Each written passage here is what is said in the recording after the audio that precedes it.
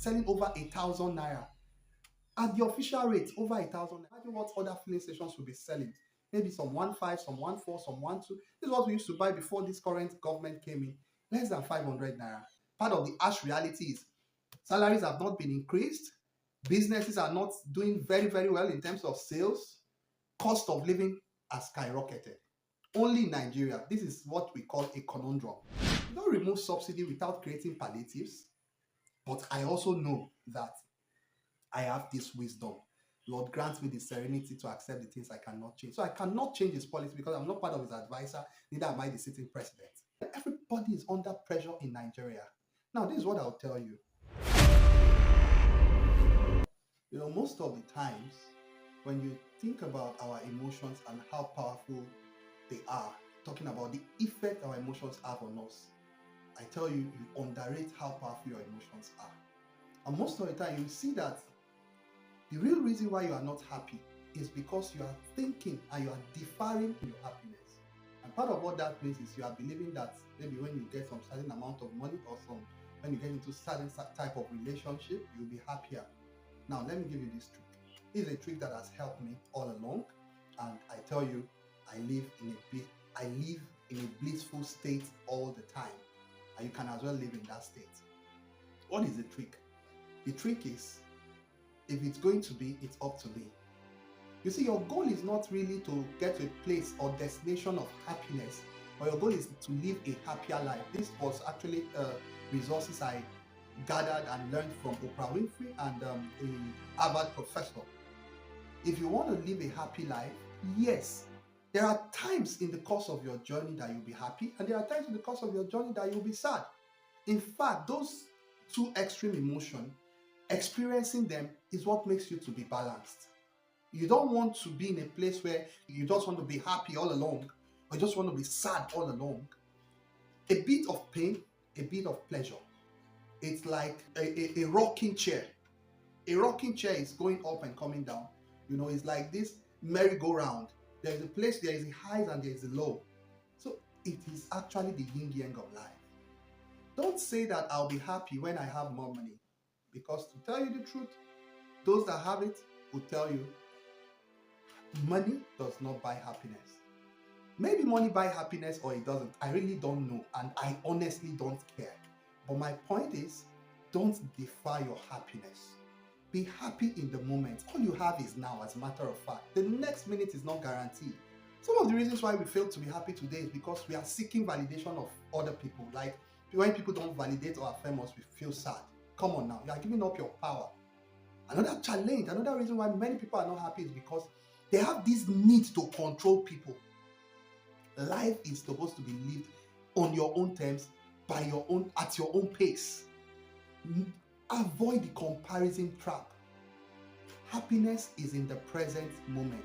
And let me quickly speak to my local environment, because I'm speaking from Nigeria, and there are certain complexities we are going through in our economy that if I don't speak to it, it will be as if I'm not in sync with the reality of what is going on. Like, how will I be buying fuel before now for 400 and something naira or 500 and something naira? As of when this government came in, it was even far, far less than that. But within a space of 1 to 2 years, this government has practically multiplied everything. Our main resources that every other thing revolve around it, the petrol, they have doubled and tripled the price.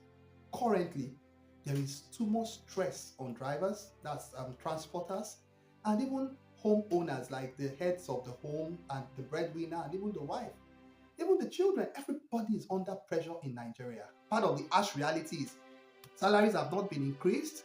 Businesses are not doing very, very well in terms of sales. Cost of living has skyrocketed. Only in Nigeria. This is what we call a conundrum. Now, this is what I'll tell you. If you live in Nigeria right now, when we exert pressure on you, whatever comes out of you is what you carry inside. So if right now, because of the pressure of the harsh economy, you are now mean to your family members, you are mean to everybody, you are just doing things as though you are no longer a human being, you are just hurting people left, right, center, you could care less even if you die. It means you have not built capacity. and that is what is inside of you. Because out of the abundance of the heart, the mouth speaks. People are on the edge, yes, but you cannot be like every other person that is just, it's bad enough. The petrol price is expensive. You don't want to lose your health. You don't want to lose your sanity.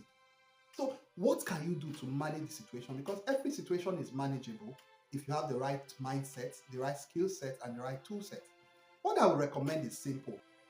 Whenever I am going through turbulent times or trying times or challenging times, I simply say to myself, Lord, grant me the serenity to accept the things I cannot change. Grant me the courage to change the things I can. And grant me the wisdom to know the difference. Now, how does that prayer help you? For instance, you know that the pump price has skyrocketed, selling over 1,000 naira. At the official rate, over 1,000 naira. Now imagine what other filling stations will be selling. Maybe some 1.5, some 1.4, some 1.2. This is what we used to buy before this current government came in.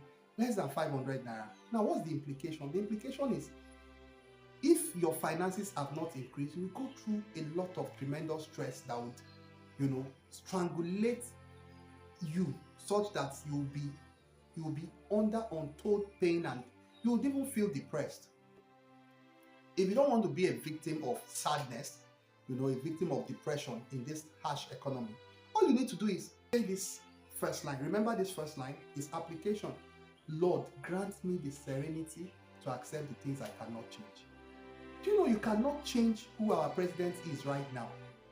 Because the court has upheld the votes, he has upheld the election rather, and he's the sitting president. And this is the direction he has chosen to go with his policy, taking away subsidy, even albeit unplanned and unprepared for. Do I like the policy? Of course, subsidy should go, but do I like the approach? 100%. I hate it, to say the least. You don't remove subsidy without creating palliatives, but I also know that I have this wisdom. Lord, grant me the serenity to accept the things I cannot change. So I cannot change his policy because I'm not part of his advisor, neither am I the sitting president. Then I also say to myself, grant me the courage to change the things I can. Sometimes you just have to reduce going out. Avoid going out by all means. Go to where you have to go to. You don't have to visit people. You don't have to attend parties. Again, lower your standard. Who told you that you must make all those contributions in church or all those contributions in your local, local organization? Who told you? Please excuse yourself from many of the things that places a financial obligation on you, and streamline to the basics.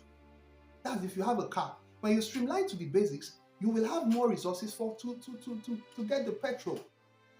Again, you know that tough times never last, but tough people do.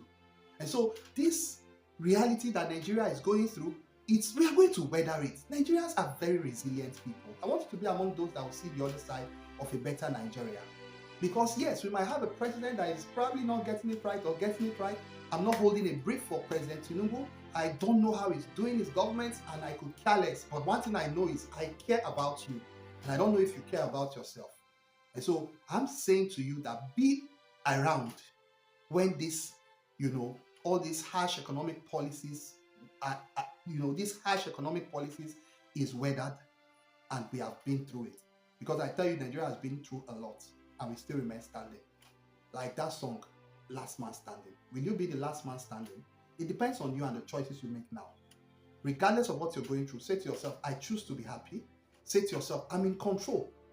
Because if pressure exerts negativity out of you, it means you are not in control. It means the external is controlling the internal. So the people outside you have power over you. That's what it means. Then if you are the type that does not have a car, what do you need to do? Sometimes you could even walk.